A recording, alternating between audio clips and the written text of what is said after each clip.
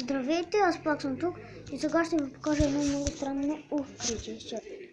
Който е чел тази книга, която се казва "Не пипай тази книга", защото има открития, които не са за деца, ще разбере, че ще знае, че че Америка не е ходила до Луната. Защо? И ето доказателство. НАСА твърдят, че в космоса няма атмосфера. А тогава защо знамето, което са забили в Луната, когато НАСА забивали знамето в Луната, то се е вело, а пък НАСА твърдят, че там няма атмосфера. Гледайте сами. Гледайте, това са снимки как се вее. Виждате го в различните му страни.